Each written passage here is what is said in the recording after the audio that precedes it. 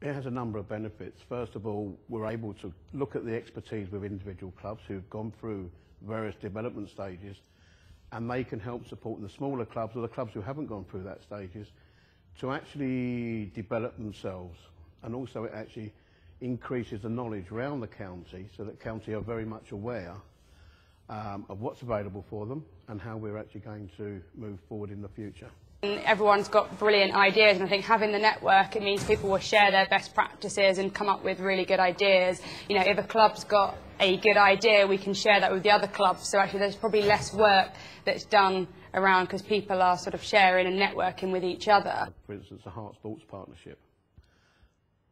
As clubs, we're able to go to them and actually access welfare courses, first aid courses, but also link into their great knowledge about how to develop sport in general and to look at planning events with them.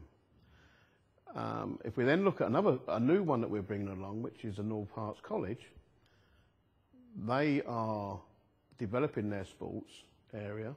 They have a certain amount of funding for coaching courses and for officials courses.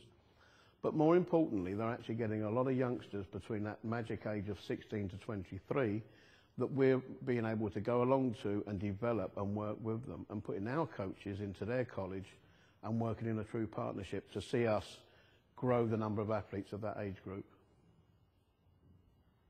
One of the things we're looking at the moment is our club structures. We had a meeting about a month ago, and the main thing we got out of it were all the different club structures, and other clubs took away from that meeting ideas they can then sort of put into their own club to try and develop it further.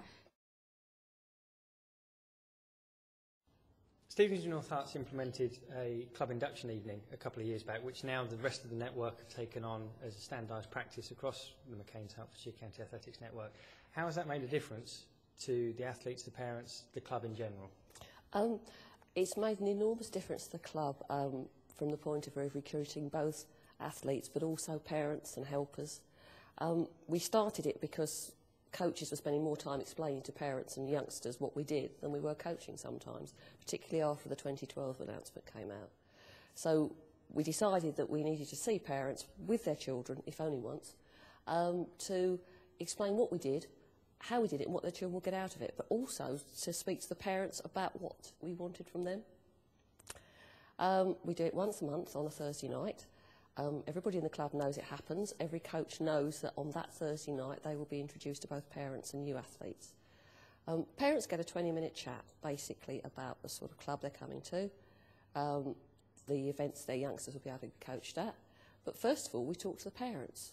We explain we're a volunteer base, that everybody's a volunteer, and that to run and for their children to be coached and take part, they have to take part. Rake a sandpit, man a T-bar, help with the team manager's job, and that will be asked at least once during the year. And they should expect it. We've put together a parents' handbook for the clubs to use and then hand out to the parents to try and encourage them to get involved and show the importance of volunteering and how we are a volunteer sport. Most people are not paid staff.